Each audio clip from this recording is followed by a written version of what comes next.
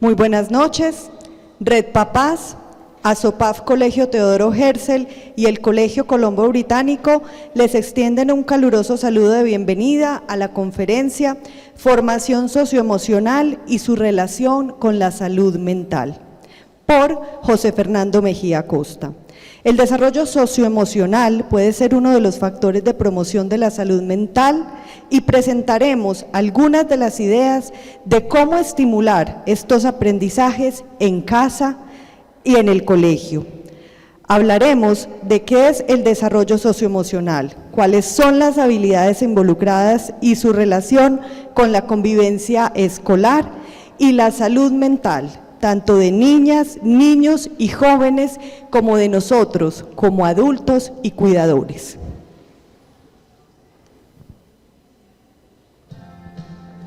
Somos Red Papás.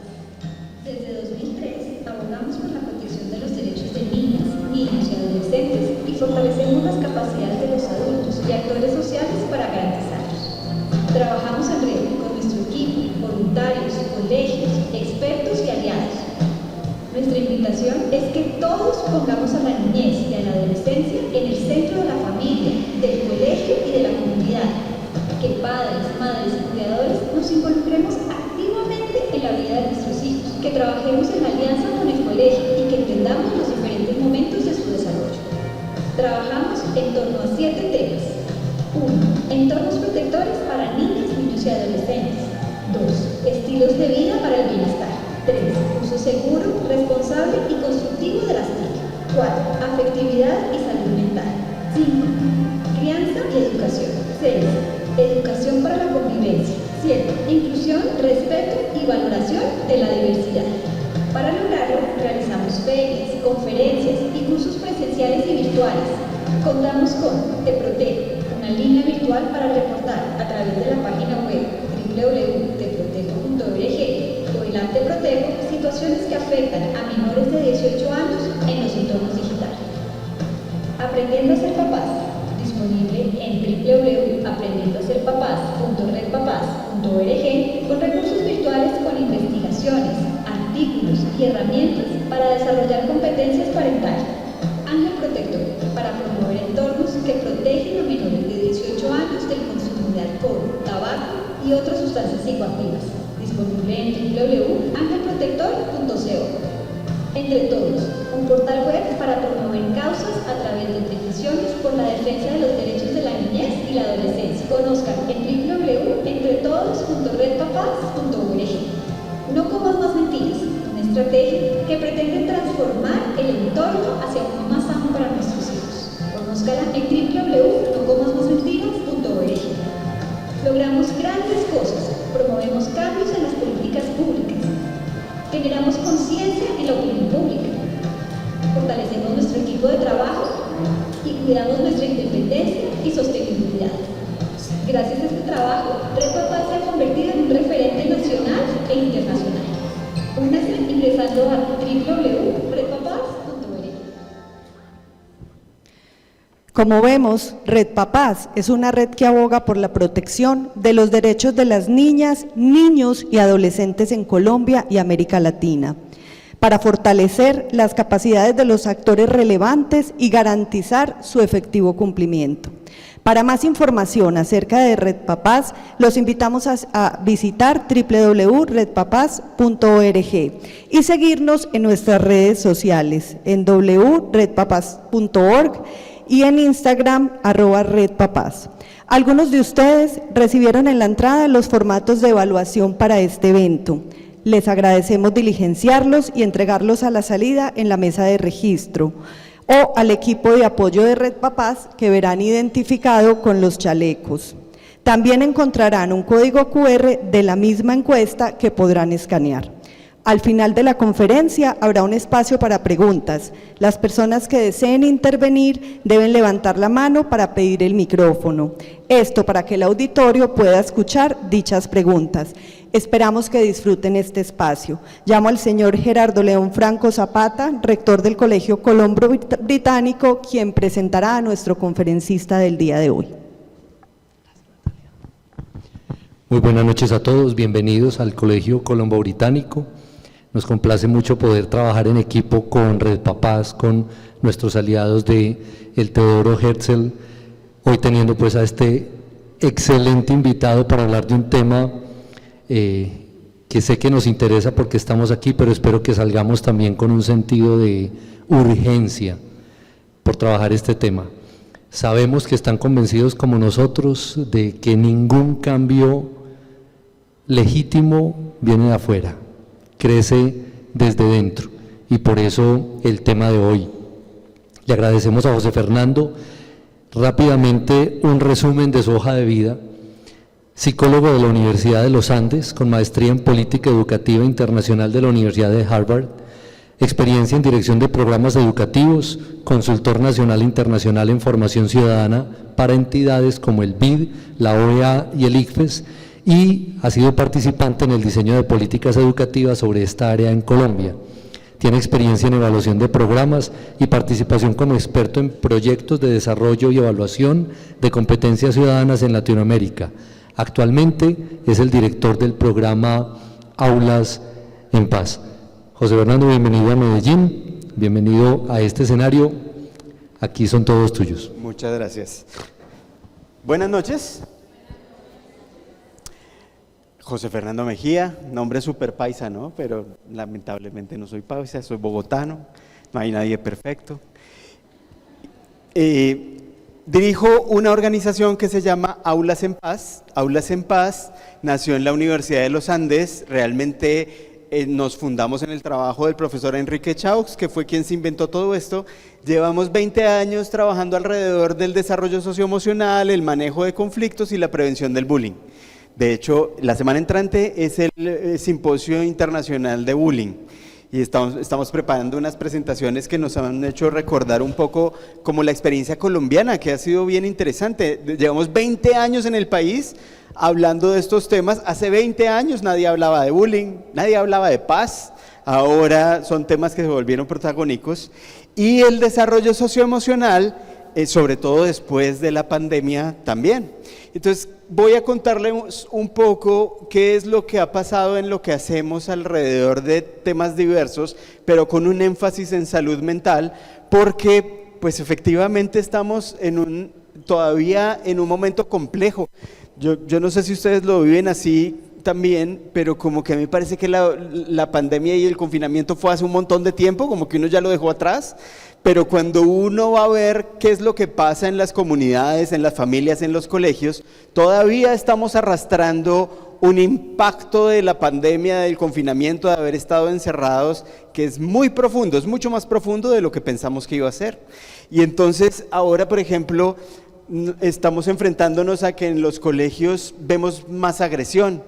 Los niños, las niñas, los jóvenes, como que en parte por haber estado en sus casas y en otras personas, dejaron de aprender un montón de cosas que hacen que cuando volvimos a estar juntos, las relaciones se volvieron un poco más tensas, más difíciles. Entonces se dicen cosas que antes de golpe no se decían tanto, hacen cosas que nos sorprenden a veces demasiado. Y los climas de relación en las instituciones educativas, sobre todo en Bogotá y en otras ciudades, no sé qué tanto acá, ustedes vayan viendo si eso tiene sentido acá, pero las relaciones entre los niños y las niñas como que no son tan buenas como antes, como que lo que pasaba antes sigue pasando pero con mayor intensidad, y entonces cosas como el bullying se ha incrementado. Como que en muchos colegios en Bogotá me dicen, oiga, es que estos chinos realmente se tratan y se dicen unas vainas que ya no sabemos muy bien qué hacer, pasan las cosas antes, entonces uno esperaba que ciertas edades tuvieran ciertos retos, por ejemplo en séptimo, pero ahora se ven mucho antes, como que en cuarto de primaria comienzan a pasar cosas que uno esperaba que pasaran después. Hace 2 semanas me estuvieron contando de un caso de bullying en preescolar. En preescolar usualmente la agresión no está ni siquiera tan clara.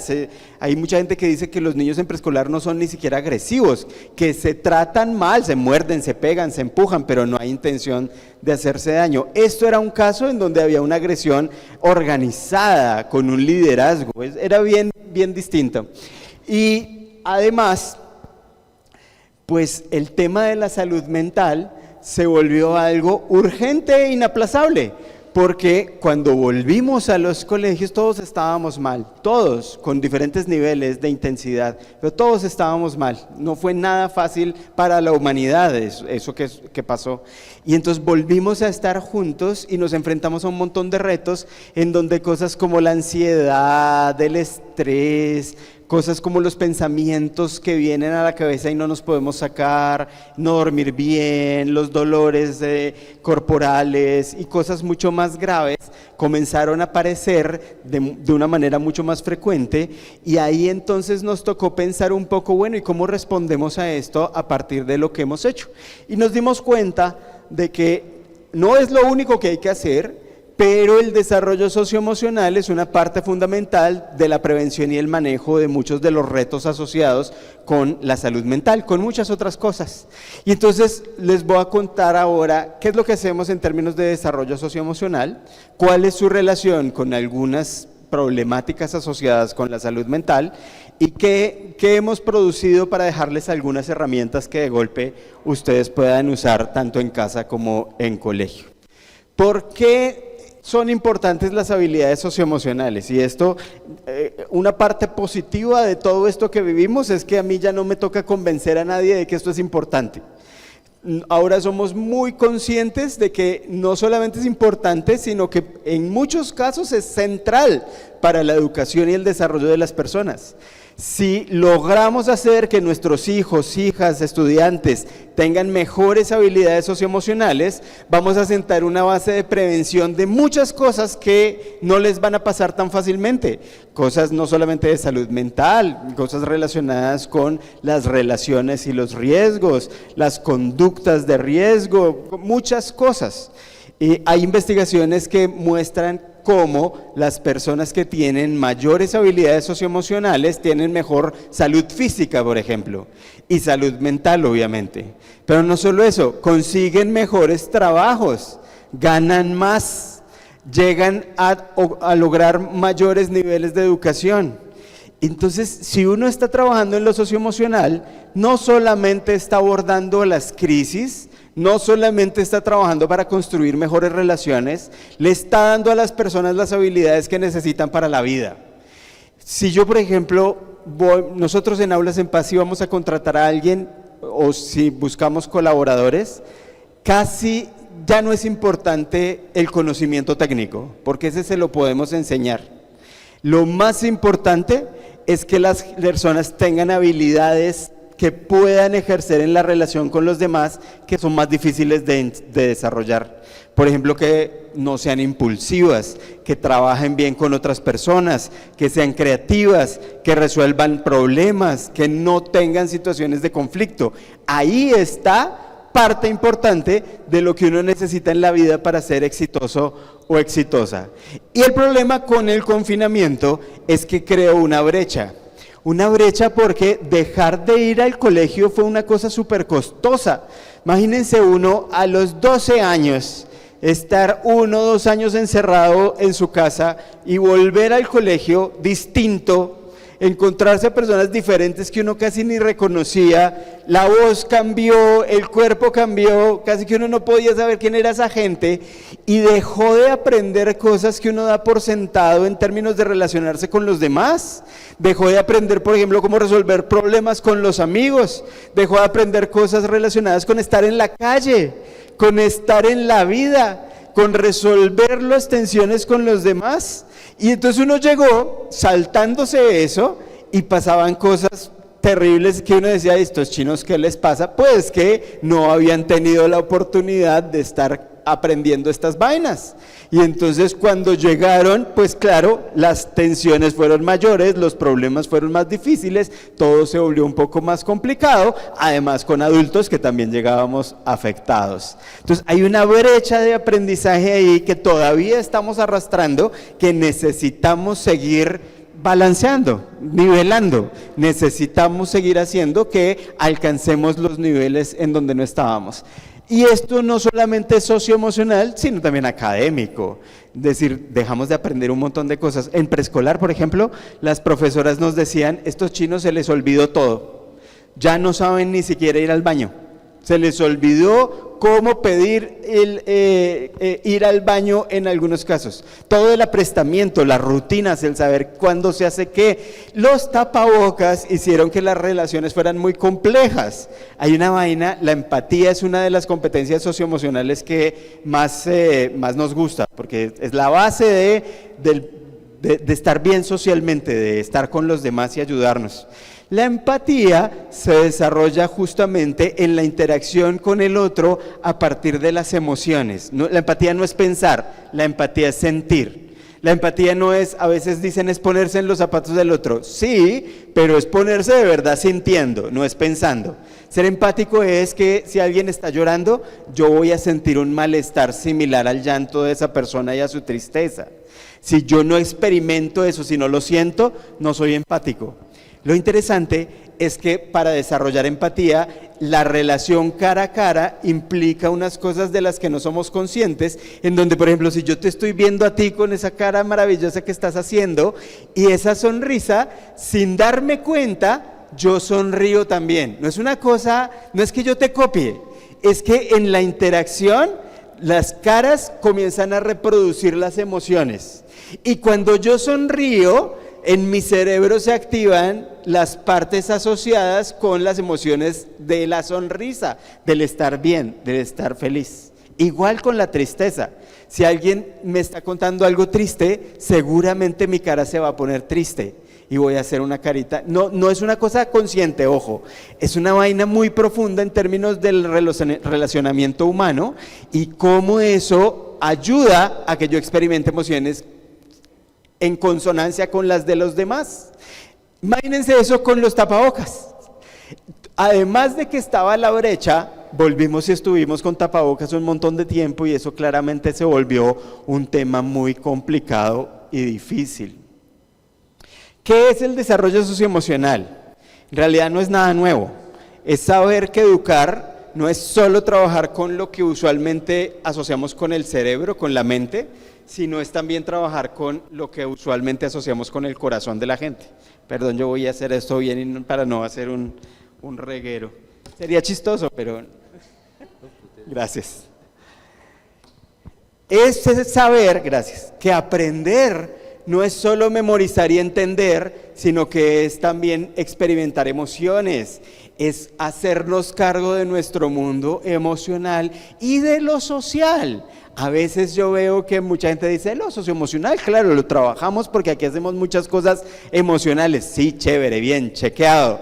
Pero lo socioemocional no es solo de las emociones, tiene la parte de lo socio, de estar con los demás, de aprender a estar con los otros, aprender a resolver conflictos, a manejar conflictos, a resolver problemas, aprender a estar con las personas diferentes.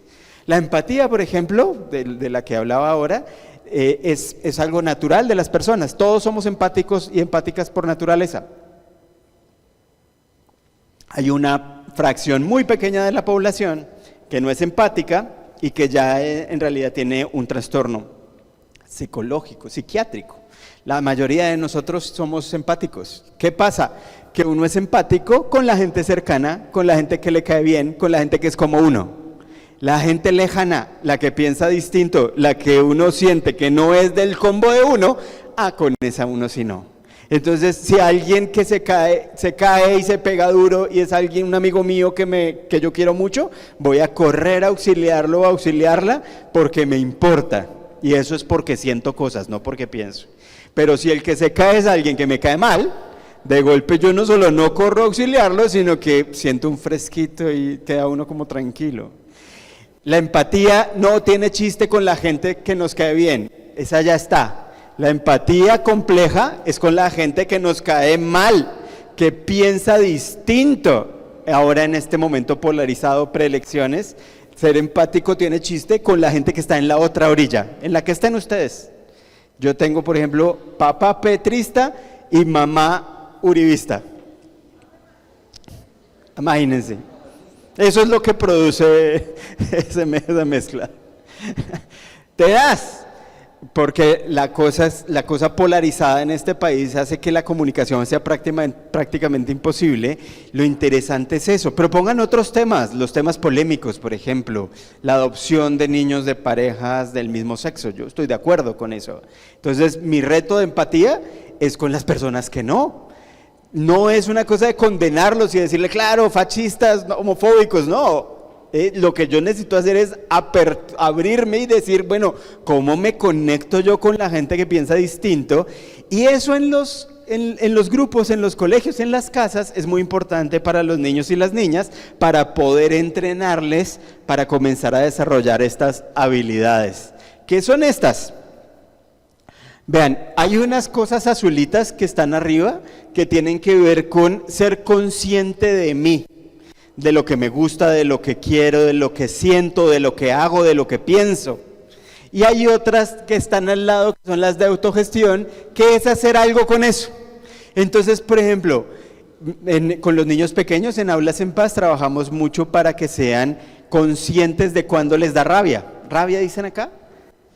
Cuando les da ira, intenso dolor, cuando les da rabia, cuando les sacan la piedra. Porque lo que pasa con la rabia es que uno usualmente no piensa en eso, sino después. Uno después dice, uy, me dio un rabionón y terminó diciéndole quién sabe qué cosas a esta gente. Entonces con los niños trabajamos para que lo identifiquen. Y con los adultos hacemos cosas como siluetas de papel, en donde ellos ponen en sus cuerpos representados en la silueta, ¿dónde sienten qué? Con colores, ¿dónde siento yo la rabia? Entonces hay niños que dicen, vean, la rabia hace que se me caliente la cabeza. Entonces yo ya sé que si se me calentó la cabeza, de golpe es que me está dando rabia. Cierro los puños, tenso los músculos, el corazón se me acelera. Hay gente que no, hay gente que se pone pálida y le da frío, como que le da un rabionón y quedan ahí pasmados. Eso es importante porque si yo no me doy cuenta, no puedo hacer nada, autoconciencia. Pero si yo me doy cuenta y no hago nada, pues tampoco tiene gracia. Entonces, ¿qué necesitamos hacer con la rabia y con las emociones en general? Regularlas, no eliminarlas, no barrerlas por debajo del tapete, regularlas. Cerrar un poquito la llave para que la llama no sea tan intensa, pero que siga allí. Detrás de las emociones están las cosas más importantes de la vida. Cuando uno le da rabia es porque usualmente hay algo que está asociado con la injusticia, con algo que siente uno que tiene un maltrato frente a uno mismo o a los demás.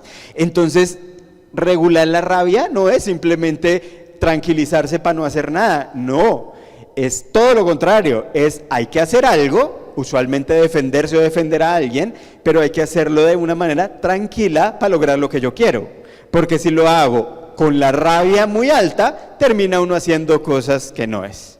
Entonces, trabajamos con niños y adultos en identificar los disparadores, que nos da rabia, no nos da rabia a todos lo mismo. A mí, por ejemplo, me da una rabia profunda el que la gente se cuele en las filas. Yo no sé si a ustedes les pasa, pero a mí me da una rabia intensa. ¿Por qué? Porque para mí una fila es la idea de la igualdad, de la democracia. En una fila no importa cuánto ganas, ni de qué color es tu piel, ni de a qué grupo perteneces, si eres hombre, mujer o cualquier otra vaina. Es cuando llegaste y ese es tu derecho. Entonces, cuando alguien se mete en una fila, para mí, está pensando que está por encima de todo el resto de la gente. Cuando alguien llega y me dice, me cuida el puesto, yo pienso, ¿por qué crees tú que tú puedes hacer algo para que no hagas la fila mientras que todo el resto estamos acá? Entonces, usualmente yo les digo, no. Y entonces cuando les digo no, me miran. Seguramente, dicen, claro, es que los rolos son así, rolo odioso. Puede ser, algo de eso puede haber, pero no. Y llegué a hacer cosas que de las que no estoy orgulloso, que no sirven, pero que uno se echa cuentos diciendo, eso es lo que una vez le grité a alguien, ¿usted qué más se roba en la vida? Además de puestos en la fila. Mal, ¿cierto? Yo podría decirlo, no, miren, le dije eso y yo estaba en mi derecho, menos mal porque se lo dije hace hijo de mentira. Todos esos son cuentazos que se echa uno. Mal, la embarré. No hay justificación alguna para tratar mal a nadie nunca, jamás. Salvo las situaciones extremas de defensa de la vida, pero esas no están tan frecuentemente en la vida de uno. ¿Y qué creen que pasó? Pues que la otra persona se devolvió y me dijo, no seas sapo, algo, no me acuerdo ni siquiera qué me dijo, pero la agresión usualmente implica una respuesta agresiva del otro. ¿Por qué lo hice? Porque me dio rabia. Entonces, ¿qué tiene que hacer uno? Bajar la vaina, respirar profundo. Y uno tiene que darse cuenta, es una vaina que se entrena. Uno tiene que estar monitoreándose. Cuando yo tengo que hacer fila de verdad, estoy pendiente de, oiga, pilas, acá me puede dar rabia para hacer algo que sirva. La última vez que se me coló alguien, lo pensé mucho y dije, ¿qué hago? Porque quedarme callado no es opción, eso no es lo que quiero. Entonces lo que hice fue preguntarle, fue una señora en una cita médica, se coló y entonces llegué y le pregunté, ¿te colaste? Lo más tranquilo que pude estar, creo que lo logré, porque es que si uno no está tranquilo sale con tonito, sale con una vaina agresiva que no funciona.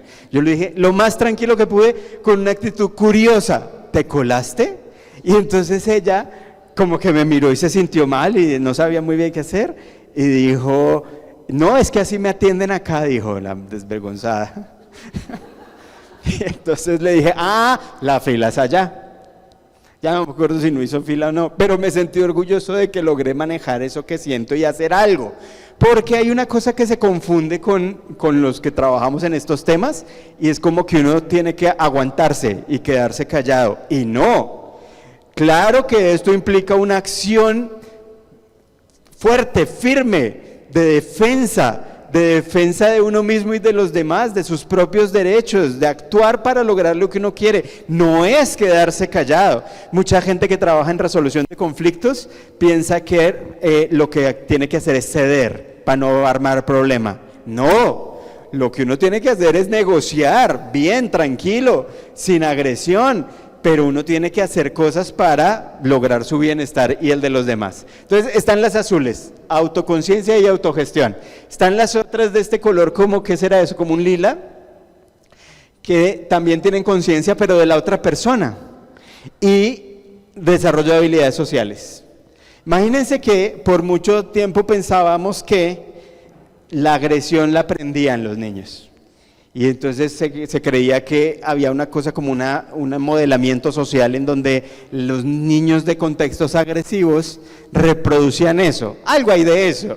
Si yo le pego a mi chino, pues él va a aprender.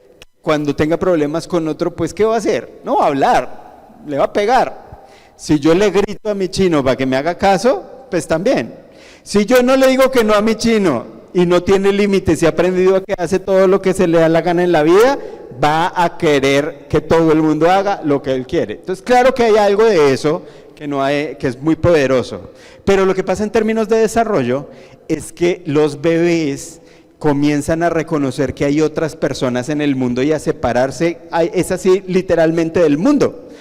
Cuando el bebé nace no sabe realmente que él es distinto, comienzan a reconocer esa diferencia del entorno y de los demás.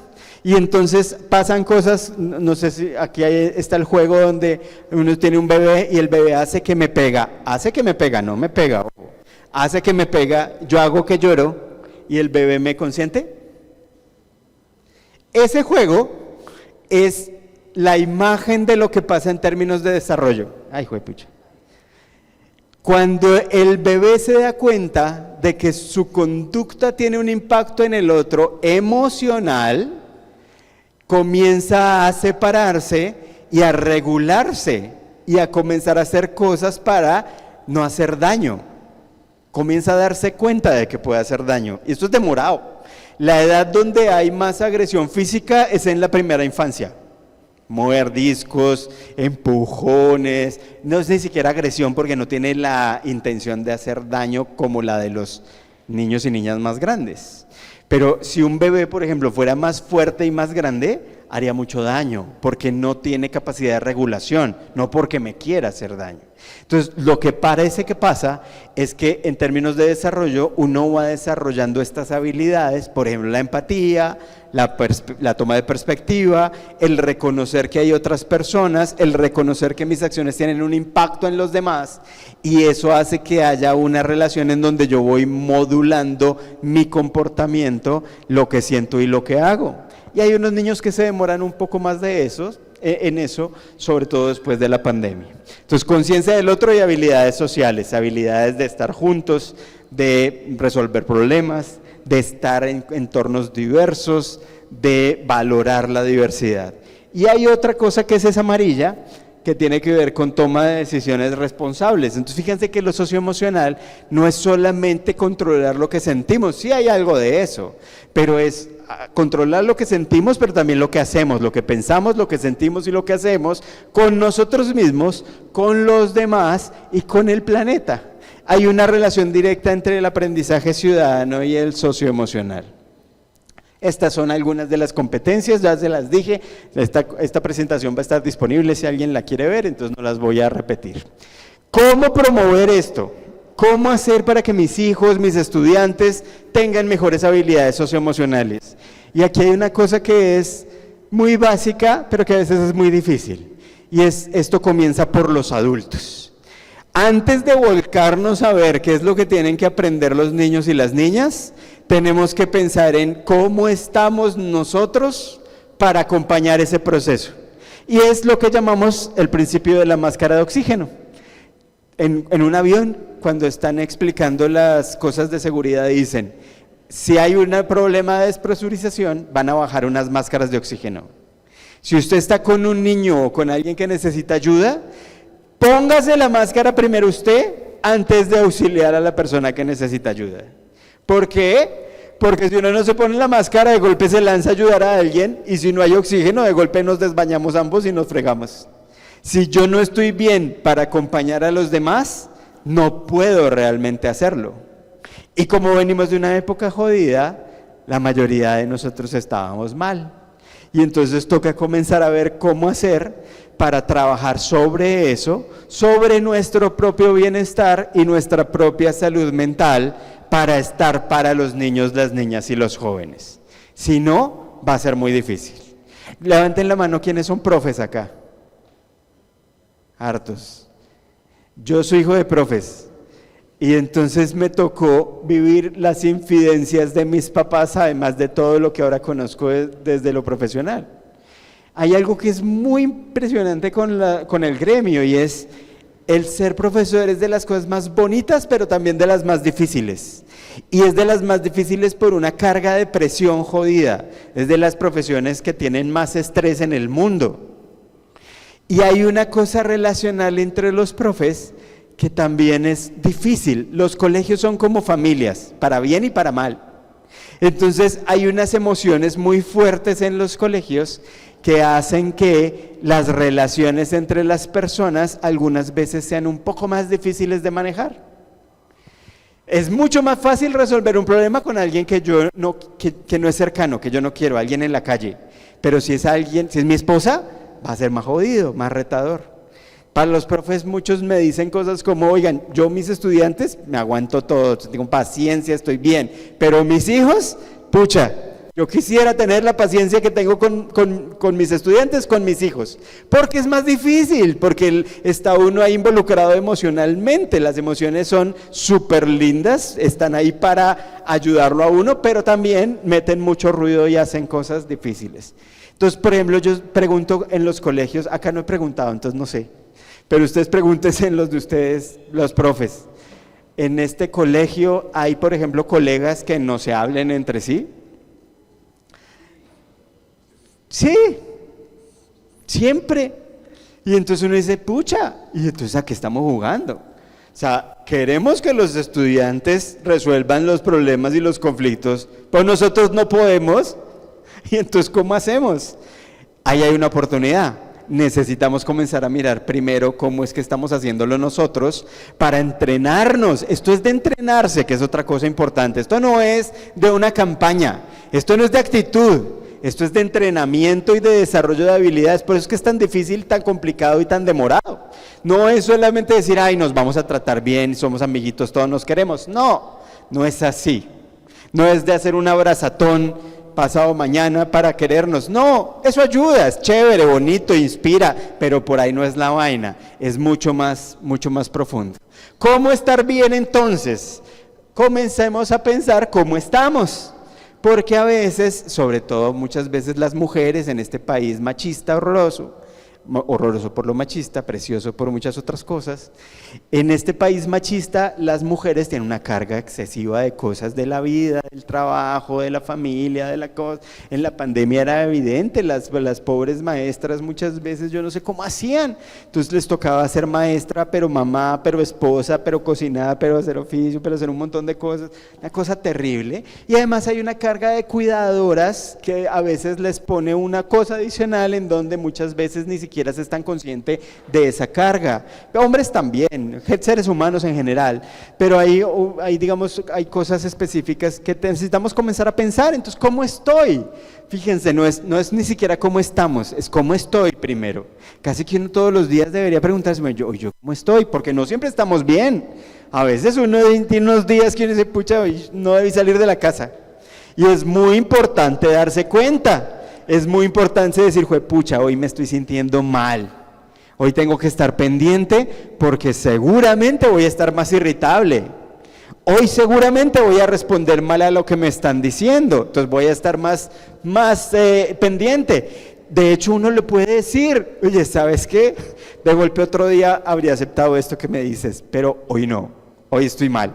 Entonces, por favor, tenme paciencia. Y ya va comenzando a construir relaciones bien distintas, porque uno no tiende a ver eso, uno tiende a esconderlo, uno tiende a pensar como que es de actitud la vaina, y uno dice, no, yo estoy bien, agüita en la cara y sigo. No, podemos estar mal un día, todos hemos tenido un mal día. Parte de estar mal es reconocer que está bien estar mal. Y que necesitamos darnos cuenta de que eso no se va a ir simplemente porque lo deseamos, sino que necesitamos es tener mecanismos para sobrepasar la vaina y ver cuándo efectivamente se vuelve más problemático. Piensen entonces cómo se sienten, cómo están de ánimo, qué es lo que están pensando ese día. A veces uno tiene unas preocupaciones que vienen y vienen y vienen y uno piensa y piensa y piensa. Ahí hay una vaina que de golpe comienza a afectar su salud mental. Se llama rumiación, como los rumiantes, que remastican y remastican y remastican. Eso puede volverse problemático si está acompañado de otras cosas. A veces uno tiene pensamientos fatalistas de todo va a salir mal, esto es terrible, yo soy malo, todo el mundo está engañado y piensan que yo soy bueno, pero no, yo soy terrible, todo me va a salir mal. Hay que comenzar a primero verlo, darnos cuenta, no darnos látigo, porque usualmente darse el látigo es peor. Imagínense, uno está mal y fuera de eso dice, claro, es que ahí estoy yo pintado, que siempre pienso así. No, hay que ser compasivos consigo mismo, comenzar a observar eso, y muchas veces es dejarlo pasar, es decir, pucha, sí, hoy estoy mal, mañana seguramente voy a estar mejor. Y hay que comenzar a mirar las relaciones con los demás, cómo estamos hablando con los demás, qué es lo que está pasando en esas relaciones. Y el cuerpo siempre nos dice vainas, los dolores que siempre aparecen, cada uno tiene una forma y dice, a mí me duele el cuello, por ejemplo, pero a gente le duele la espalda, hay gente que le da gripa. El cuerpo nos dice cuando efectivamente estamos afectados y hay que hacerle caso y escucharlo. Y cuando nos demos cuenta de que efectivamente necesitamos hacer algo, pues comenzar a hacer cosas con eso, hacernos cargo. Por ejemplo, a veces es tan simple como decir, si uno a veces está estresado por las cosas que tiene que hacer, y entonces de golpe las cosas tienen que ver con organizarse, con priorizar, con no pretenderlo hacer todo, con decir, ok, tengo 550 cosas que hacer, pues no las voy a hacer hoy. Hoy ahí voy a hacer 3, mañana ahí veremos qué hacemos, o 4, pero si me cargo con eso, pues eso además se convierte en una bola de nieve que en lugar de ayudarle a uno a ser más eficiente, lo vuelve más ineficiente, y se termina uno preguntando mucho más de cómo está y quejándose y pensando en esto que haciendo las vainas. También es muy importante tener límites, es decirle a la gente que no, comenzar a poner límites para no cargarse, límites para protegernos, límites para no sobrecargarnos. Tenemos que tener tiempos y espacios propios, tenemos que tener respiro en la vida. Si uno está sobrecargado, necesita con intención decir, voy a parar, necesito parar, voy a salir. Las familias los colegios son espacios que llenan mucho de tensión y de trabajo y de cosas. Hay que parar, respirar, buscar cosas, hobbies, actividades que me gusten hacer. La mayor parte de las veces cuando uno está mal, uno dice, pucha, y hace rato que no hago esto, hace rato que no salgo a caminar, hace rato que no llamo a mis amigos, hace rato que no voy a la iglesia, a lo que sea, que ustedes le dan sentido y sea importante, vuelvan a hacer eso y piensen en qué tiene eso. Pausas, el cuerpo, cuidar el cuerpo, alimentarse bien, dormir bien. Parte de esto es que es todo un círculo vicioso, ¿no? Entonces uno dice, pero ¿cómo voy a dormir bien si justamente estoy estresado? Entonces hay que comenzar a ver qué hacer. De pronto hay que hacer ejercicio, bailar, no sé, lo que ustedes quieran. Caminar, por ejemplo, yo soy muy de caminar. Entonces cuando necesito algo, salgo a caminar. Camino una horita, tranquilo, vuelvo. Ya, ahí estoy seguramente mejor que en lo otro. Y ahí hay unas técnicas de algo que se llama mindfulness, que es atención plena, que tiene que ver con técnicas de relajación, de meditación, sin ningún contenido religioso, sino es más una técnica de focalización de la atención, que hay muy buena investigación que muestra que es de las cosas que más funciona para manejar el estrés. Entonces, si ustedes están en un momento de golpe, o cuando estén, porque uno siempre va a estar en esos momentos, de golpe puede ser interesante darle una mirada a esto del mindfulness y cada uno ver qué es lo que puede hacer, porque esto es de estilos, esto no es de recetas, esto no es de recetas mágicas, cada uno maneja esto distinto. Hay gente, por ejemplo, que lo maneja con humor y entonces cuando está estresado comienza a hacer más chistes, se vuelve más chistoso y se desestresa, o de golpe se aísla. Hay gente que necesita aislarse también, entonces dice no, yo necesito es aislarme y encerrarme un ratico y después vuelvo. Y cuando sientan que no lo logran, pidan ayuda. Acuérdense que necesitamos comenzar a modelar esto igual que quisiéramos que pasara con nuestros hijos y nuestros estudiantes. Parte fundamental de esto es reconocer cuando necesitamos ayuda. No necesariamente ayuda profesional, pero sí de golpe hablar con alguien, decirle a alguien, oye, ¿sabes qué? Estoy mal, ven, te cuento un poco de la vaina. Siempre hay alguien que puede escuchar y ese escuchar tiene un impacto terapéutico muy impresionante, así no sea atención especializada. La salud mental está definida en la ley 1616 como un estado dinámico. O sea, la salud mental no es una cosa blanca o negra, no es que uno está sano o enfermo, sino que uno está siempre moviéndose en un continuo en donde lo que está haciendo es poniendo en evidencia cuáles son los recursos que tiene para estar en la vida, cuáles son los recursos emocionales, cognitivos, mentales para transitar por la vida cotidiana, para estar bien. Entonces no hay, claro, hay unas cosas en donde uno dice, hay momentos en donde uno necesita una ayuda más especializada, pero uno va en la vida todo el tiempo pensando, no todo el tiempo está uno hecho un bombillo feliz, a veces está triste, malhumorado, desesperanzado, pesimista. Eso en realidad no es tan problemático siempre, hay que ver cuándo se vuelve problemático. Se vuelve problemático, y eso creo que no lo incluí aquí, sobre todo con dos criterios, intensidad y duración. Entonces, mi abuela se murió hace como 10 años, y entonces cuando se murió mi abuela me preguntó a alguien, oye, ¿y cómo está su papá? Y le dije, pues como si se le hubiera muerto la mamá.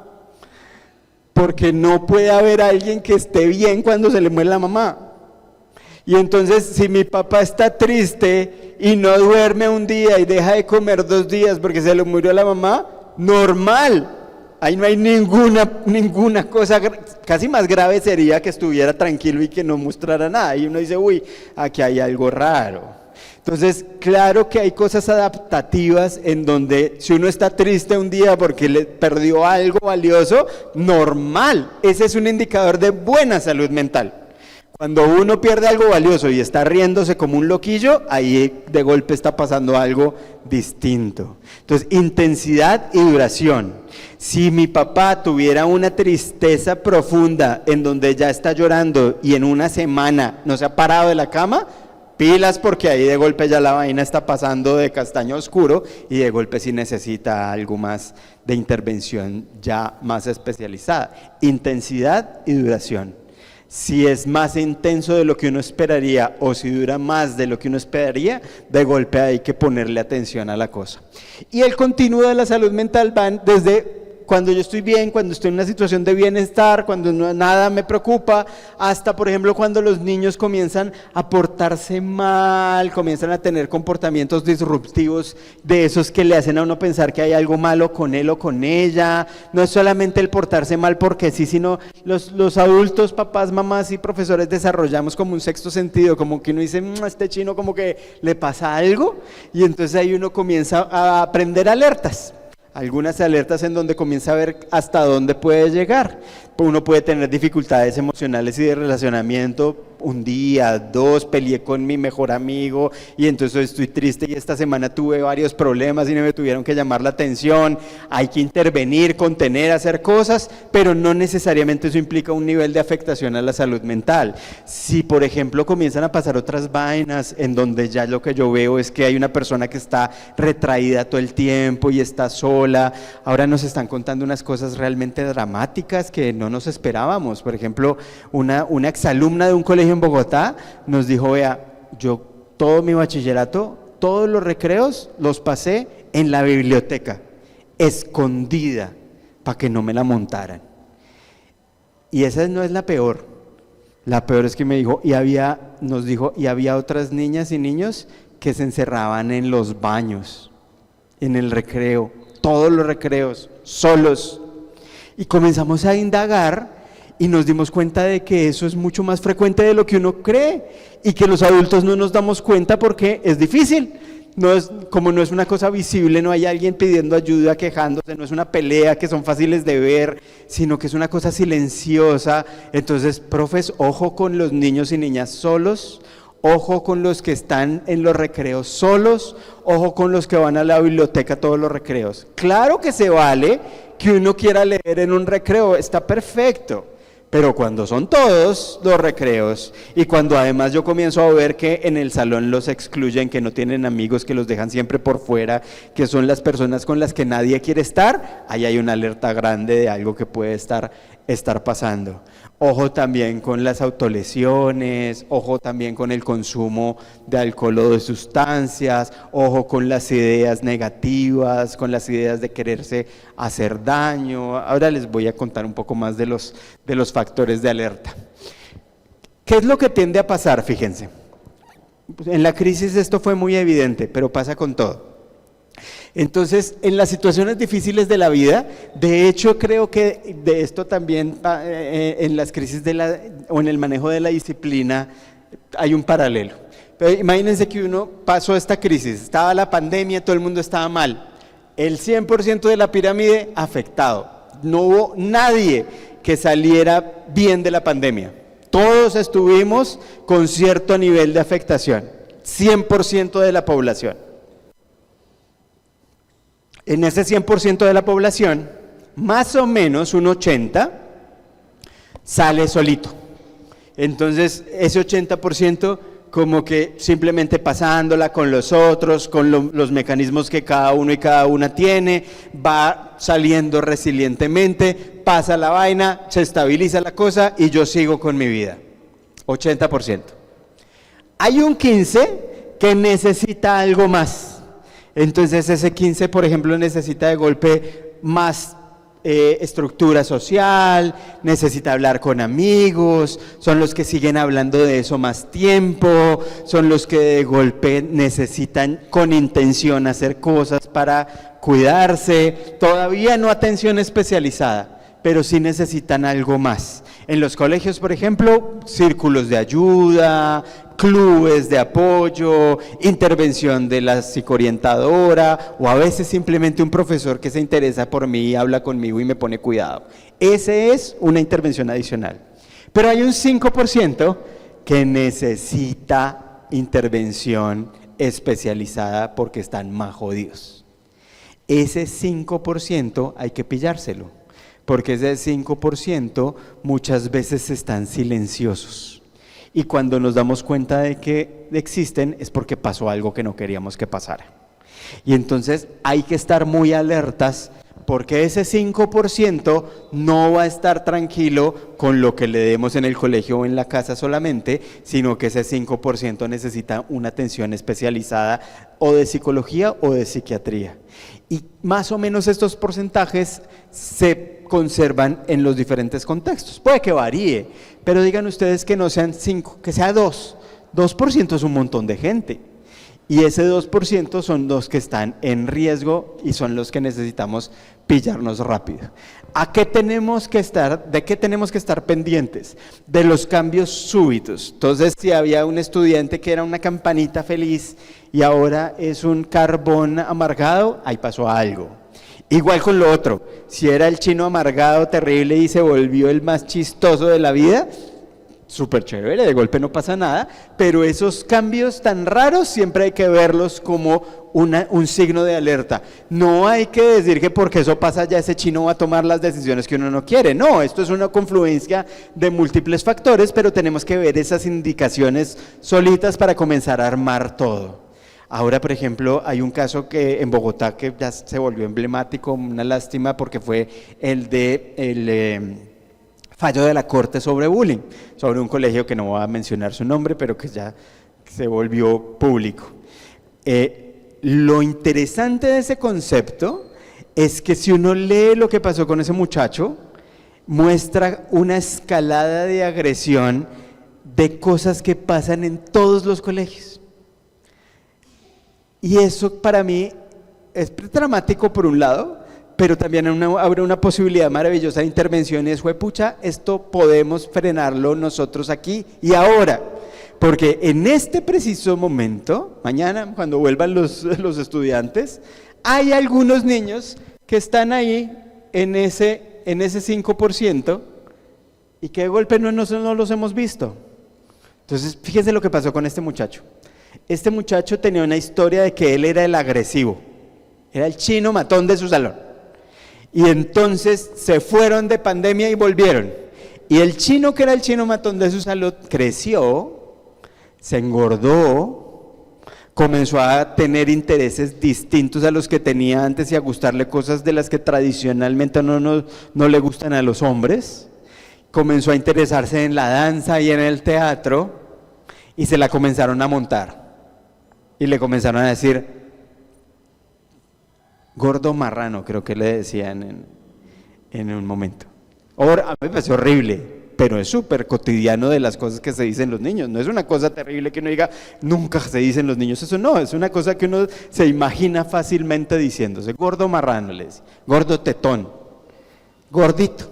Imagínense que eso, si a uno le dice, que a ustedes les dije, a mí me dicen gordito, que me dijeran gordito en el trabajo todos los días, ay, gordito, aquí, uy, pero hoy sí desayunaste bien, ¿no? Se nota que te está alimentando tu mujer mal y comienza a volverse una cosa reiterada, que es bullying. El bullying es repetido, sistemático y con desbalance de poder. Y entonces este muchacho, imagínense, venía de estar en una situación difícil, en su casa estaban pasando cosas también, claramente, pero en la relación en el colegio comenzó a separarse de sus compañeros, se la comenzaron a montar de gordo. Yo de gay no creo, pero no, mentira, sí, porque bailaba. Y entonces el niño que baila está jodido, un niño que no juega fútbol. Y esto comenzó a escalar con cosas súper cotidianas y este niño terminó con anorexia en una UCI, en una unidad de cuidado intensivo, con riesgo vital por dejar de comer.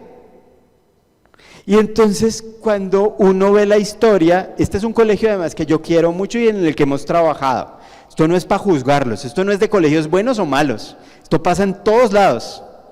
Y entonces cuando uno ve qué pasaba ahí, comenzaron a ver cosas que uno dice, pucha, la embarramos. O sea, desestimamos la importancia de esto que estaba pasando.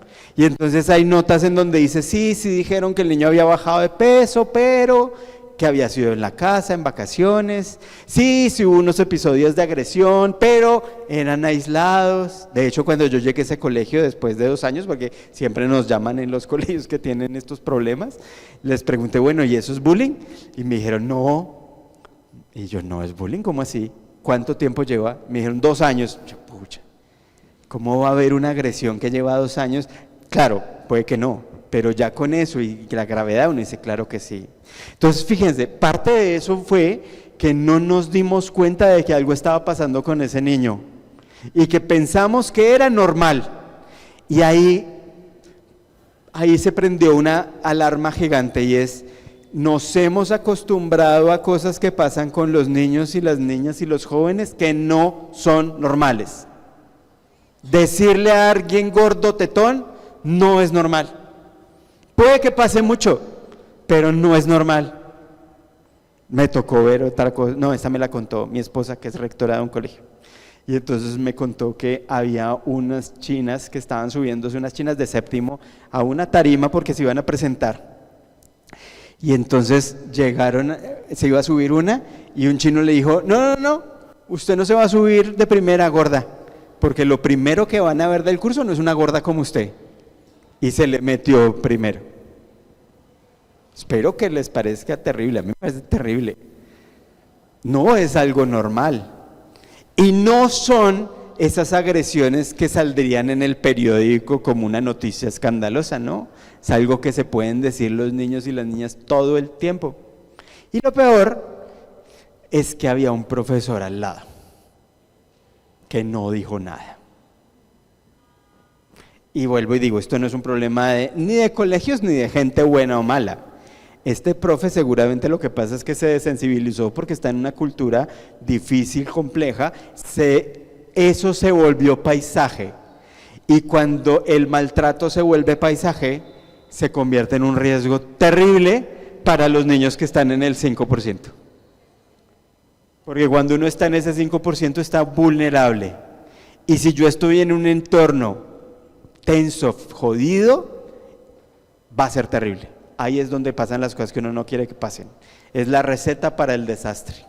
Hay niños, por ejemplo, que nos dicen ahora cosas como, a mí no me la montan en este colegio, pero yo no quiero venir acá por las mañanas. Yo me paro y digo, pucha, de pronto me la van a montar a mí, cualquier vaina que diga me pueden caer encima, cualquier cosa que uno...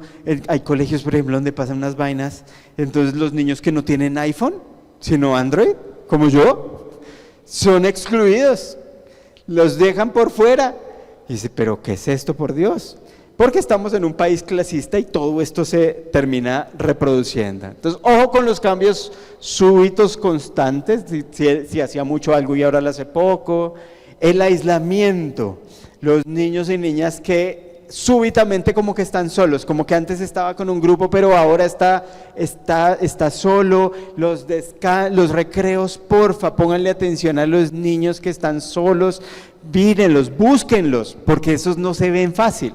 Entonces métanse por los rincones, vayan a la biblioteca, échenle un ojo a los baños, busquen a la gente que está sola, porque esa gente necesita apoyo y necesita ayuda. Bajo desempeño, o sea, cuando hay un chino que le va bien y comienza a irle mal, usualmente es porque algo le pasa. Algo le pasa acá, algo le pasa en la casa, y hay que ver si eso que le pasa está asociado con otras cosas. La irritabilidad, por ejemplo, en los adolescentes son irritables por naturaleza, pero algunas veces uno sí ve que la vaina como que está distinta y difícil.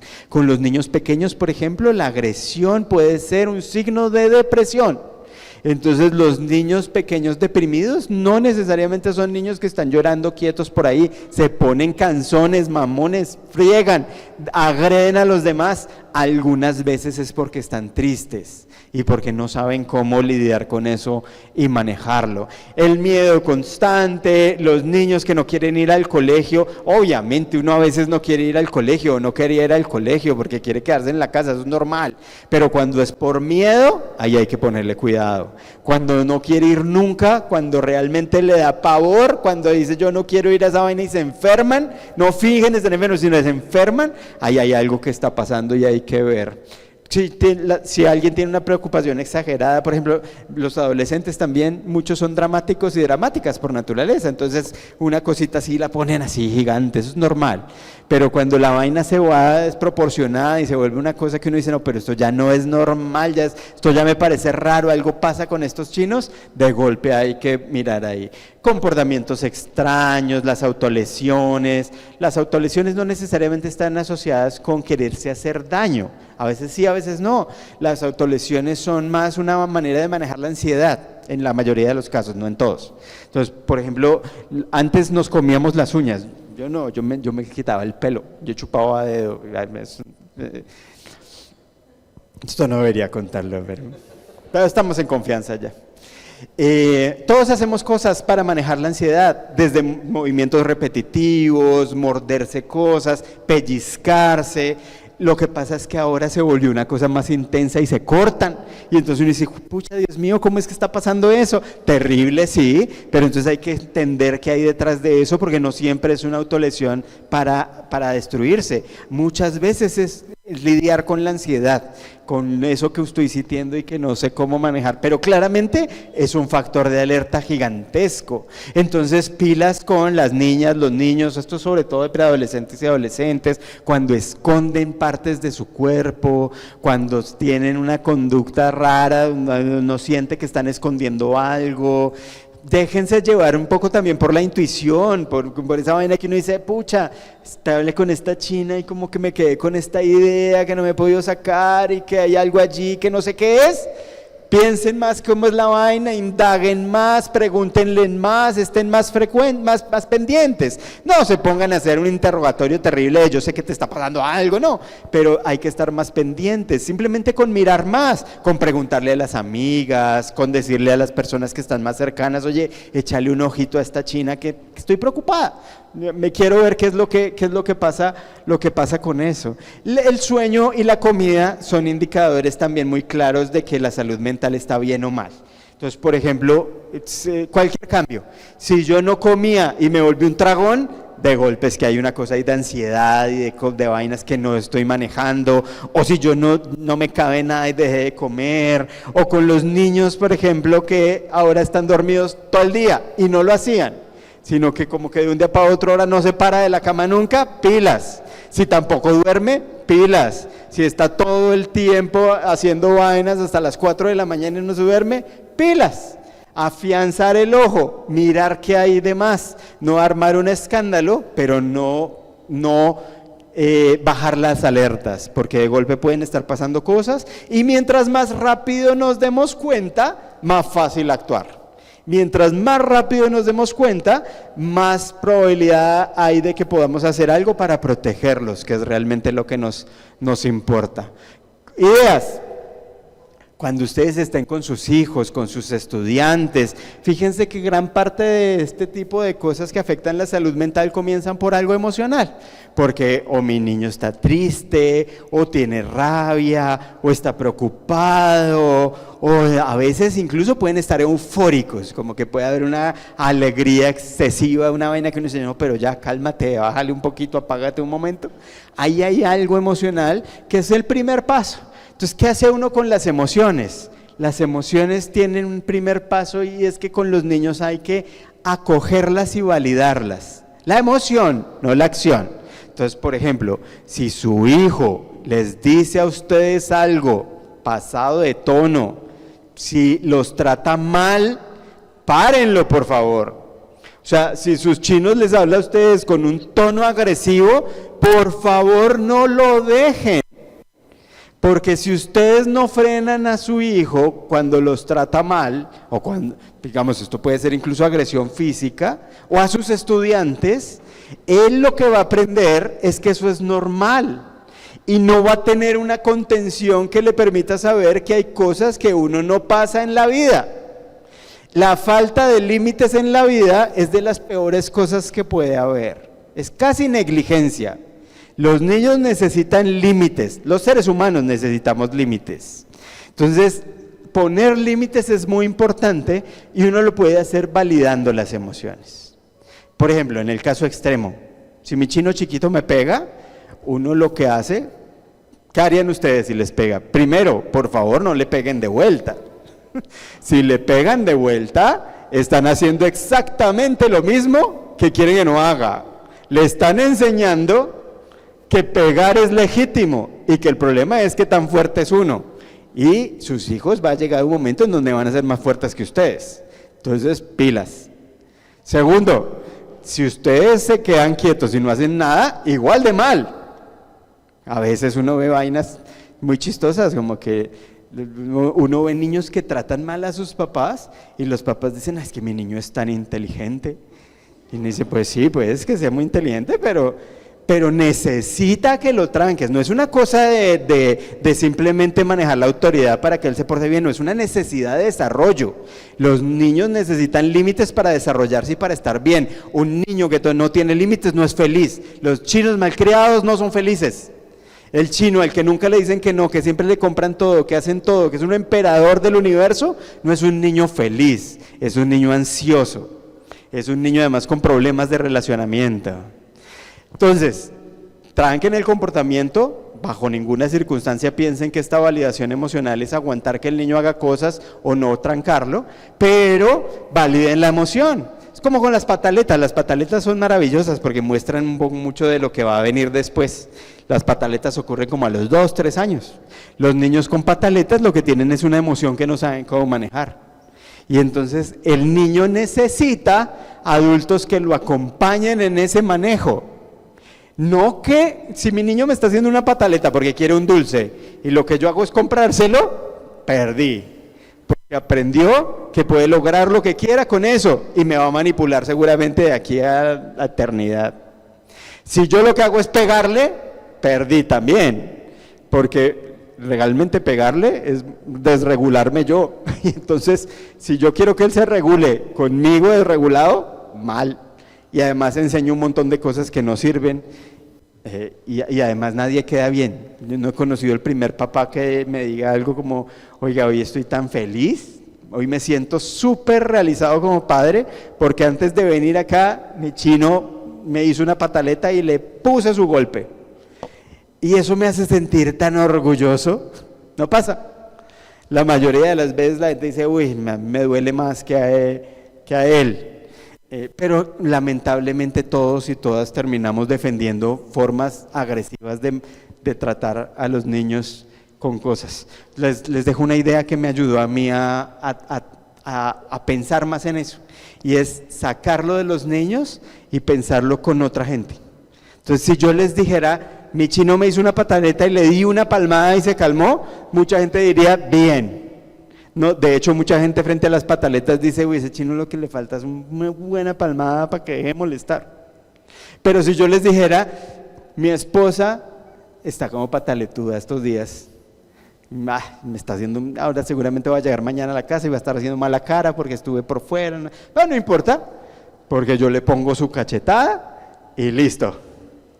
¿No, cierto? Ojalá que no.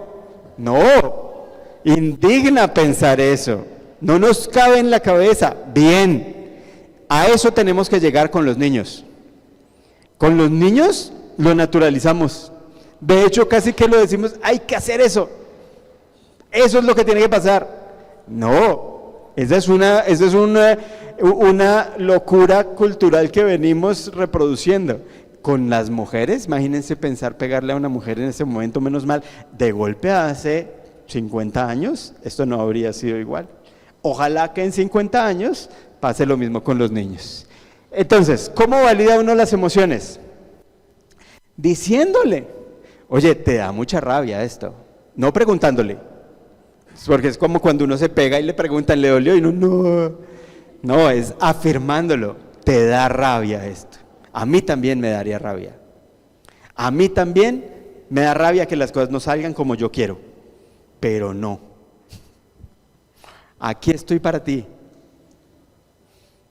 Te da miedo.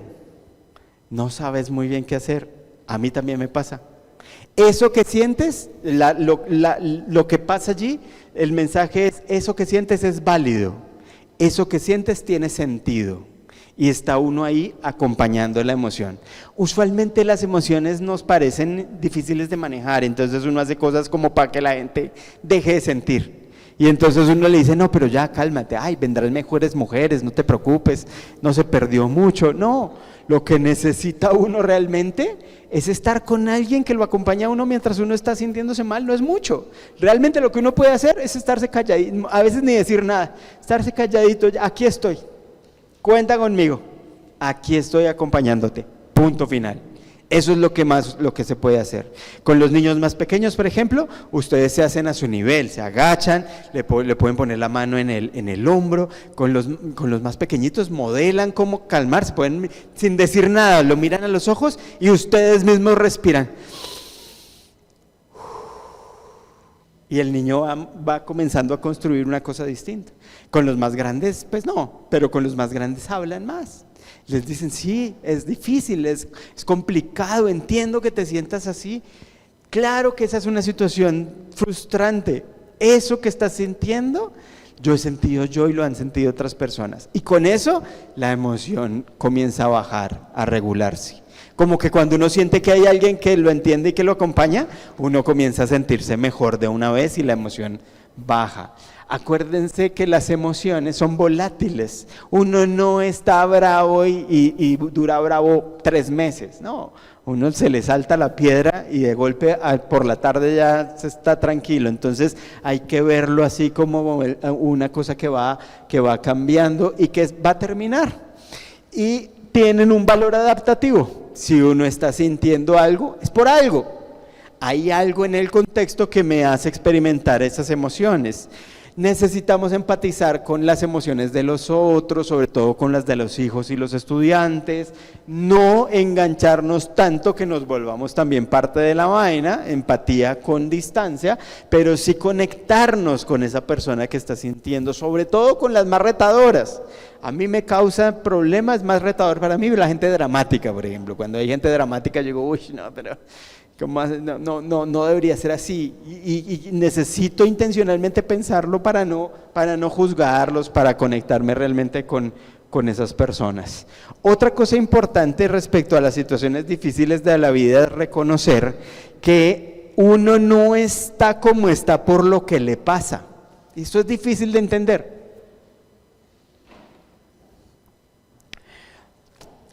Me pasó algo esta mañana, me dio rabia y todo el día estuve mal. Entonces uno le echa la culpa a eso que le pasó, o a esa persona que le dijo lo que le dijo, o a la situación. Y en realidad, lo que pasa con eso es que cada uno decide cómo actúa frente a las situaciones. Y entonces cuando yo me doy cuenta de que mi situación en la vida depende de mi decisión de cómo veo yo las cosas, el foco cambia. Y entonces dejo de quejarme de los demás, de quejarme de las situaciones. No es que los demás sean unas peritas en dulce y no pasen vainas. No es que las situaciones sean maravillosas. Es que el procesamiento de esas situaciones es algo que yo decido. A mí no me saca la piedra nadie.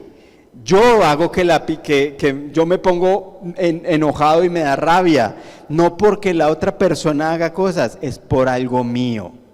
Y entonces tengo que hacerme cargo de esa emoción y hacerla algo que está bajo mi control, porque si eso está fuera, va a ser muy difícil de manejar.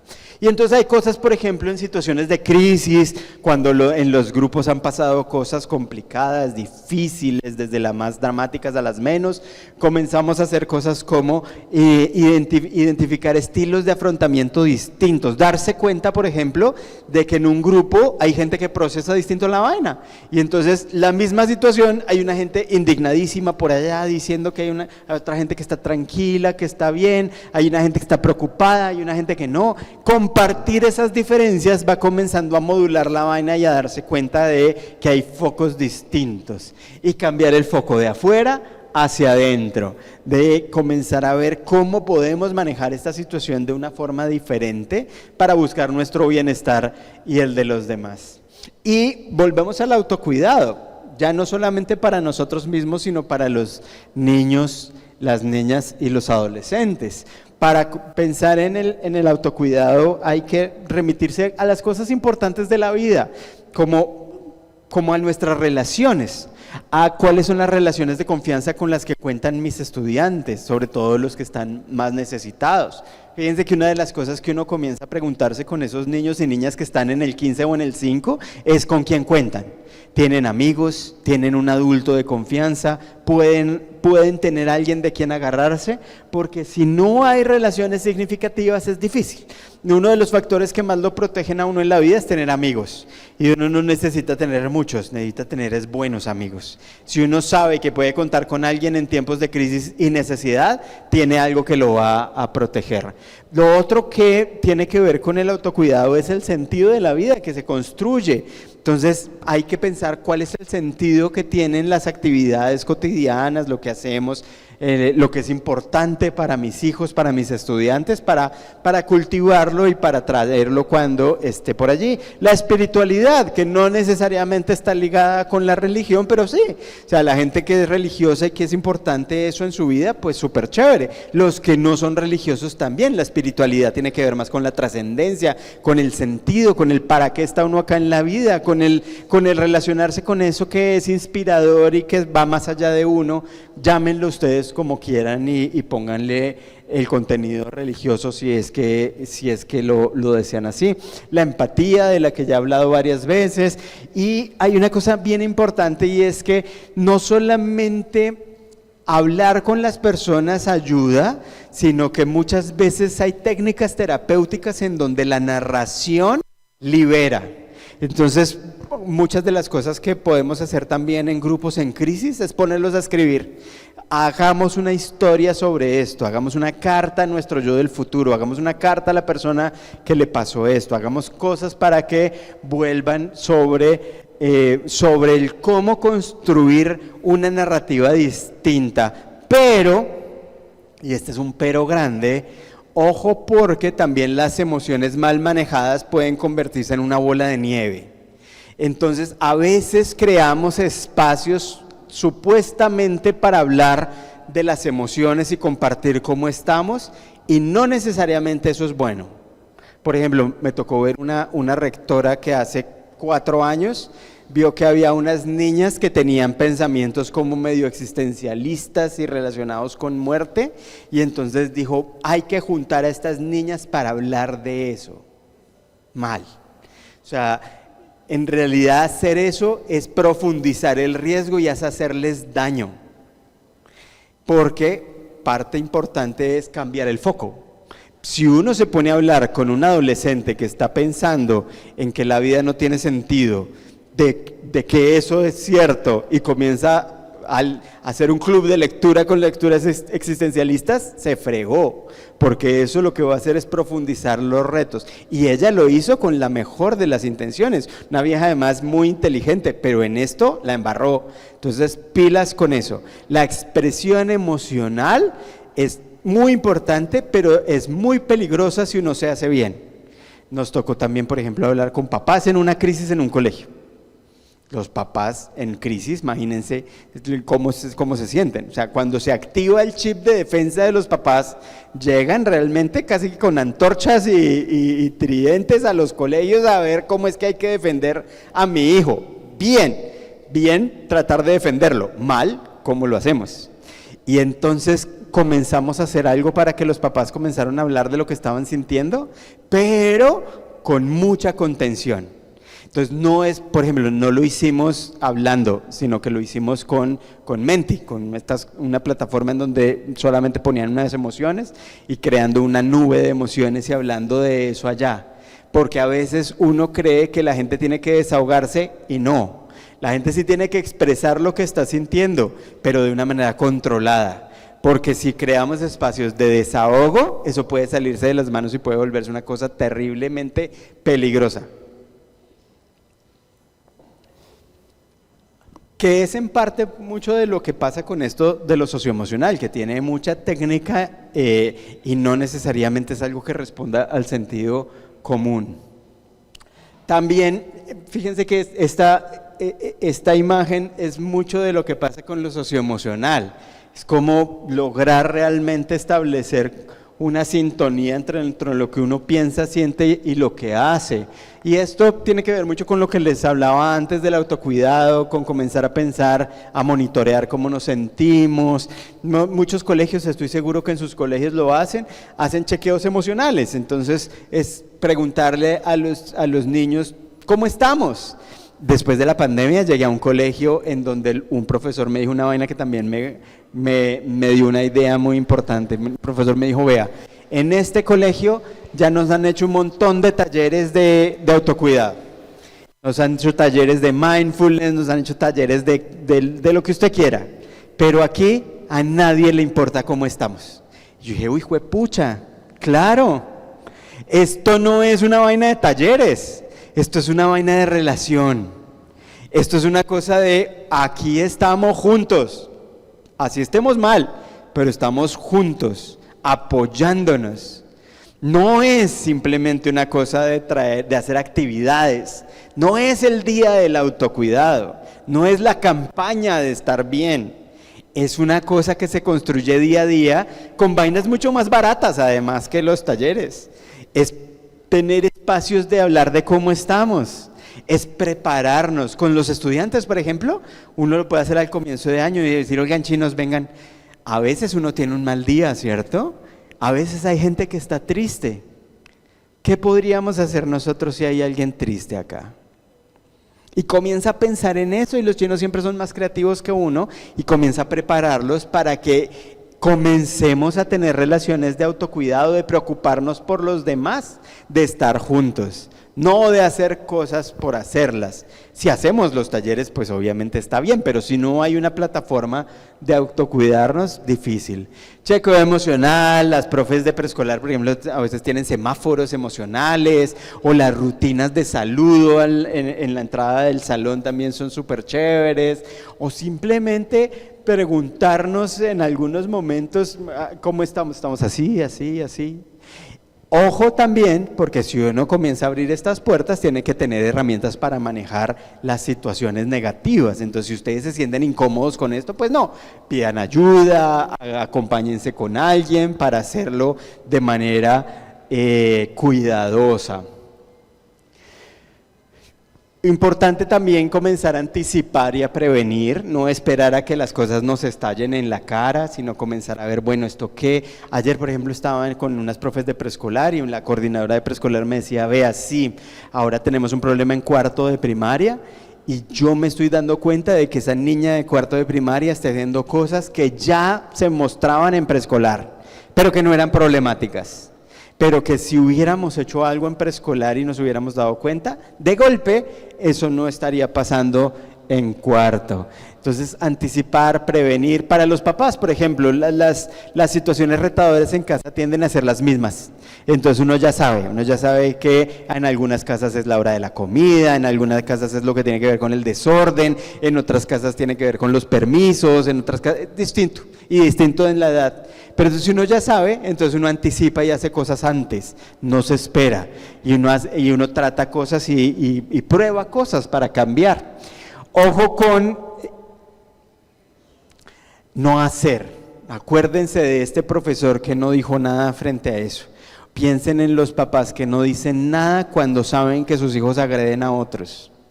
A veces, por ejemplo, en los colegios llaman a los papás y les dicen, oigan, su chino está involucrado en una situación, y el papá muchas veces, o la mamá, lo que hace es negarlo y decir, no puede ser, mi hijo, la Santa Paloma, tiene que ser que algo le hicieron.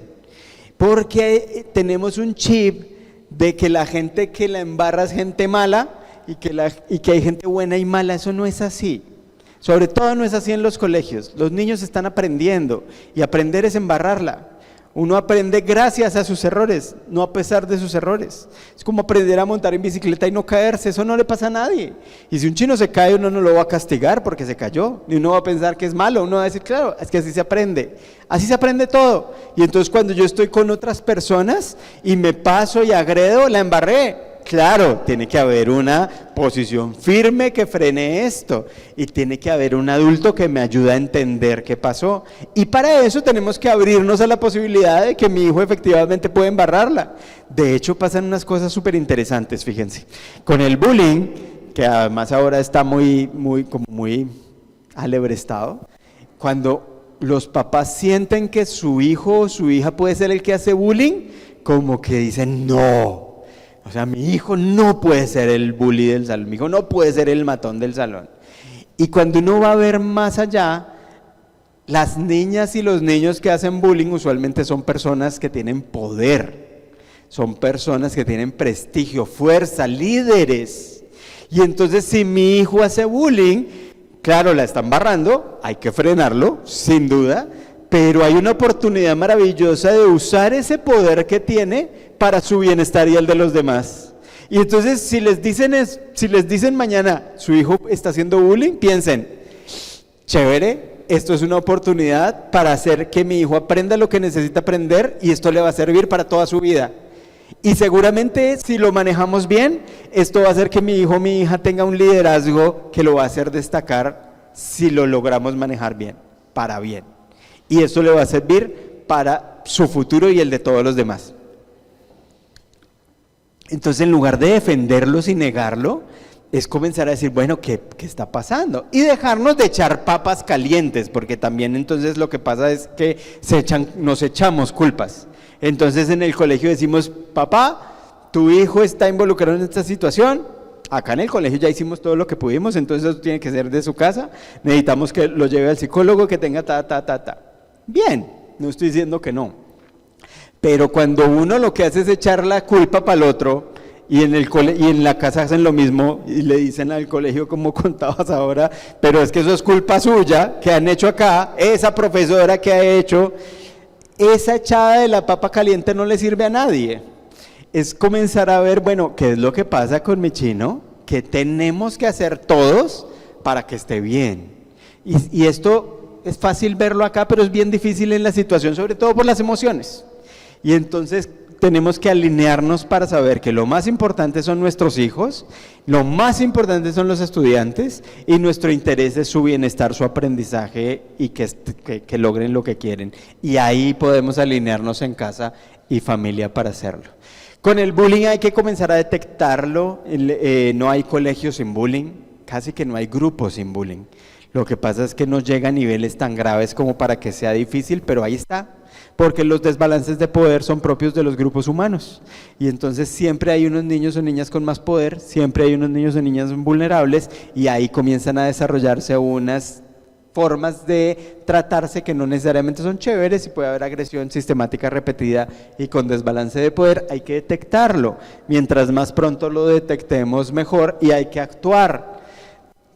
Después de que me contaron lo de este profe que no hizo cosas, comenzamos a ponerle más atención a lo que pasaba en este colegio particular. Y en ese colegio particular había una forma de tratarse muy mala. Por eso es que este profesor no hizo nada, porque todo el tiempo se trataban así. Y entonces cuando uno le preguntaba, le decían cosas como, pero es que así se tratan los niños. Eso es lo que se dicen siempre. Y cuando comenzó a naturalizarse y afianzarse esa forma de relacionamiento, pues nos dimos cuenta de que parte de lo que necesitábamos hacer era romper eso con la acción de los adultos para frenarlo. De hecho, ahora estamos acompañando muchos colegios que en sus protocolos de bullying, los protocolos de bullying se volvieron una vaina como muy acartonada, burocrática, que tienen un componente legal y otro componente de salud que son importantes, pero que dejaron de lado lo pedagógico. Y lo pedagógico es lo más importante porque es lo que hacemos en los colegios. Y lo pedagógico tiene que ver en gran medida con esa acción, con actuar para poner límites, con decirle a los niños, no, así no es así aquí. Aquí no nos tratamos así, eso que dijiste no es chistoso, por favor no lo hagas, eso no es aceptable acá, eso que dijiste está mal.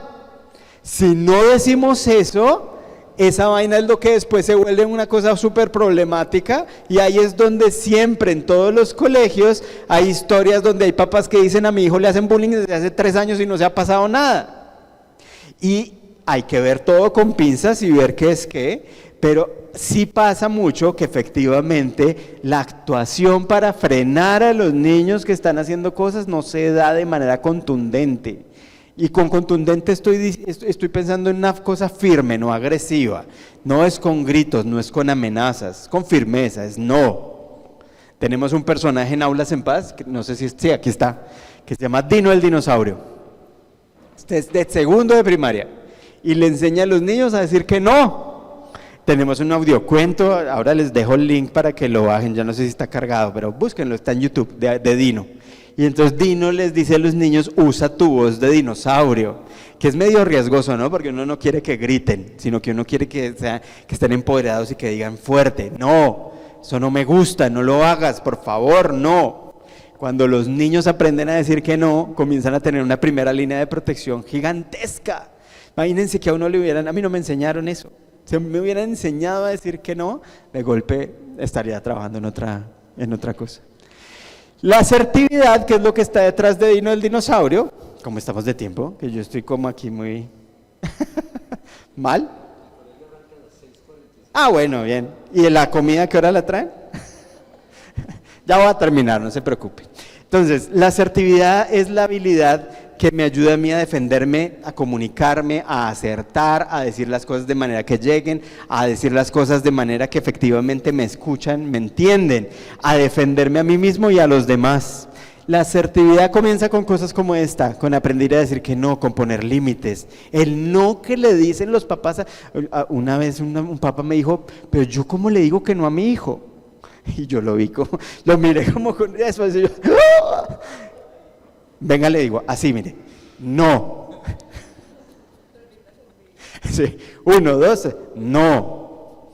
Y eso es muy importante, suena chistoso, pero ese papá estaba realmente poniendo a su hijo en un riesgo terrible. No es una cosa menor, no es solamente que ese chino va a ser un chino malcriado que no se aguanta a nadie, que también, pero ese chino va a estar en un riesgo terrible para la vida de él y de la de los demás. Y de golpe él habría necesitado a Dino el dinosaurio en su vida. La asertividad tiene firmeza y amabilidad al tiempo. La asertividad no es gritar, por eso a veces me preocupa lo de la voz de dinosaurio que se puede malentender. La asertividad es firme, es mirar a los ojos, es decir, no, tranquilo. Si yo tengo mucha rabia, va a salir con tonito, va a salir agresivo, tengo que estar calmado. Por eso es que la autorregulación es el primer paso. ¿Cómo ser asertivos? Para que ustedes vayan y lo prueben ahora con sus hijos, o con su mujer, o con su esposa, o con sus compañeros de trabajo, o con sus jefes. Primero, hay que estar calmados. La asertividad usualmente tiene detrás emociones que hay que expresar. Pero para poder expresar esas emociones tienen que estar reguladas. Si yo estoy en la mitad de la rabia y quiero sacarle los ojos a alguien, no voy a poder ser asertivo. Si mi hijo me sacó la piedra y entré al cuarto y lo encontré hecho un chiquero como siempre y me hierve la sangre, no voy a poder ser asertivo. Necesito calmarme. Entonces salgo, tomo agüita, doy una vuelta y hago algo. Acuérdense, no es quedarse callado y no hacer algo, es hacer algo pero calmados. Si no estoy calmado, no, porque si no estoy calmado sale agresivo, como lo que yo le dije a la persona de la fila. Si yo no estoy calmado, va a salir con tonito o va a salir mal. Primero, calmarse. Segundo, simple y directo, al punto, asertividad, acertar. Imagínense una flecha que da en el blanco. La cantaleta no es asertiva. Entonces, si el problema es el desorden del cuarto de mi chino, y yo lo que le digo es, ahí está pintado usted, Federico, ¿cuántas veces le he dicho que todo el tiempo que yo llego acá va a terminar como su tío, que no sé qué? Esa vaina entra por un oído y sale por el otro. No es chévere además, uno no dice, uy, ya le eché cantaleta a mi hijo 1 hora, estoy tan tranquilo y feliz, no sirve. Bueno, eso es como el 80, por eso es que pienso que la pirámide funciona, porque con el 80 que aprenden solos, sirve. Entonces uno dice, ay, la cantaleta de mi mamá me sirvió, pura paja. Es uno que va aprendiendo porque uno es una máquina de aprendizaje. Ojo al lenguaje corporal y al tono de la voz, ojo al tonito, si es irónico es agresivo, si es amenazante es agresivo, si trata mal es agresivo. Si juzga es agresivo. Si yo le digo, es que usted es un desordenado, no va a servir, porque a nadie le gusta que le digan eso, y porque cuando a uno le dicen cosas sobre lo que uno es, uno se defiende. Y entonces si a mí me dicen, usted es un desordenado, yo voy a decir, no, ¿cómo así? Yo soy una buena persona. Sí, hoy hay desorden, pero yo no soy desordenado, ojo. Y eso nos pasa a todas las edades. Entonces, no generalizar es una de las formas de ser asertivo. No decir nunca o siempre. Siempre que yo entro a tu cuarto está hecho un chiquero. No sirve. Puede que sea verdad, pero no sirve para comunicarse con el otro. Hay que ser específico y no hablar de la gente, sino de lo que pasa, de lo que se hace, de la acción o de la circunstancia, no de las personas. ¿Cómo? Esta es una de las técnicas, mensajes en primera persona. Y es una de las cosas que más me ha servido en la vida. Si ustedes la conocen, síganla usando, y si no la conocen, pruébenla. Acuérdense, calmados, o con el tono, con el tonito, pilas con la vaina, y acuérdense que aprender es embarrarla. Entonces fíjense muy bien cómo va pasando la cosa cuando lo usen, y vayan midiendo cómo va la cosa. Porque es muy simple, pero muy profunda. Es la próxima vez que ustedes tengan una emoción fuerte con alguien, con su hijo, con su jefe, con quien sea, piensen qué están sintiendo y por qué, y comiencen a pensar en este esquema. Después lo pueden desacartonar y se vuelve una cosa más natural, pero primero pónganle este esquemita. Digan, yo siento, yo me siento, a mí me da una rabia profunda cuando llego al cuarto y veo todo desordenado. Fíjense la diferencia entre eso y tú eres un desordenado. Me da rabia. El problema no es lo que tú eres, es que yo estoy sintiendo algo con esto que está pasando. Sobre todo los niños reaccionan muy bien a la tristeza. Cuando el papá le dice, mira, es que realmente a mí me da una tristeza infinita y una rabia y una frustración y no sé qué hacer, que además es lo que sienten muchos papás. Y ahí describen lo que pasa, no lo que el niño hace, no lo que el niño es, lo que pasa. Cuando veo esto, cuando no pasa esto, cuando los platos están en la mesa y no en el platero, cuando no me llamas para avisarme dónde estás, cuando llegas tarde todo el tiempo, cuando con los colegas de trabajo. Fíjense lo distinto que es decirle, pero es que usted siempre llega tarde. A decirle, mira, es que en realidad a mí me da rabia cuando llegas tarde, porque siento que ese es un irrespeto con el tiempo de todos. Siento que no estás teniendo en cuenta que los otros llegamos a tiempo. Eso no garantiza nada, pero sí ayuda un montón a que la persona esté más receptiva y a que pueda entender lo que a mí me molesta. Cuando la persona entiende lo que me molesta, está mucho más abierta a cambiar y ajustar la cosa y efectivamente a llegar allá. Y de hecho le pueden poner un pedido final. Me gustaría que la próxima vez que llegue a tu cuarto las cosas están en orden. Traten además de decirlo corto y quédense callados y calladas después de eso, porque la cantaleta fluye muy naturalmente. Entonces quédense calladitos, miren qué pasa con el chino, vean su cara, vean sus emociones, conéctense con lo que está sintiendo y conéctense con el problema, no con lo que él es o con lo que yo soy, sino con el problema. Y para los que estén interesados en ver cosas que hemos desarrollado, Pasa tu Idea, es un repositorio que hicimos en Educapaz. Los recursos de Aulas en Paz están ahí en la página, en la sección de recursos. Estamos cambiándola, pero pues los que están montados ahí pues todavía están. Hay un currículo que hicimos para el Perú, que volvimos a traer a Colombia, que se llama Emociones para la Vida, es para la primaria, está completo en este enlace que es de la Secretaría de Educación de Bogotá. El Ministerio de Educación tiene una cosa que se llama Colección Avanzada de Convivencia Escolar, que también tiene un montón de recursos para usar, sobre todo en los colegios, pero mucho de eso también se puede usar en la casa. Y para papás, Red Papás tiene una cosa que en realidad siento yo que no es tan conocida como debería ser, que es el link de Aprendiendo a Ser Papás. En el link de Aprendiendo a Ser Papás, que está un poquito escondido y que gráficamente no es tan atractivo, hay un montón de cosas buenísimas. Esta es la página de Aulas en Paz, tenemos cápsulas de video, audiocuentos, infografías, está Dino el dinosaurio, están los personajes, tenemos sobre todo cosas para niños de primaria, porque tenemos un enfoque de prevención, pero estamos metiendo cosas también para otras edades. Esta es la de Red Papás, entonces ustedes se meten por Red Papás, le dan clic al vínculo de aprendiendo a ser papás y hay un montón de cosas. Este de desarrollo socioafectivo en donde está la parte de salud mental, que es esa de allá. Entonces se van a salud mental, le hacen clic en salud mental y llegan a algo en donde hay diferentes opciones que no están acá, pero salen material multimedia, material descargable, webinars. En el material multimedia van a encontrar estas cosas que son infografías sobre temas específicos. Esto lo hicimos en la pandemia, pero pues todavía funciona.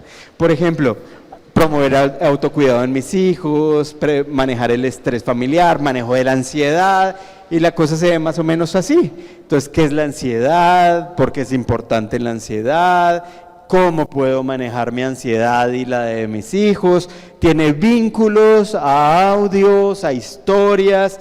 De hecho, hicimos una cosa súper chévere con audios que tienen podcasts normales, unos webinars que hicimos, pero unas pequeñas piezas de comunicación como radionovelitas pequeñas, en donde hay diálogos entre personas. Entonces llega una persona a la tienda y le dice: ¿qué hubo, vecino? ¿Cómo está?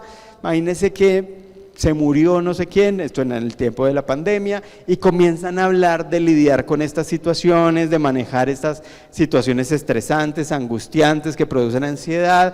Se pueden compartir fácilmente con papás, por WhatsApp. Entonces es una herramienta incluso para pensar esto con los hijos y con los estudiantes. Este creo que es el link de evaluación. Esto era lo que yo quería compartir con ustedes. Creo que tenemos unos minutos para preguntas. Si alguien tiene alguna pregunta, comentario, queja, sugerencia, con mucho gusto.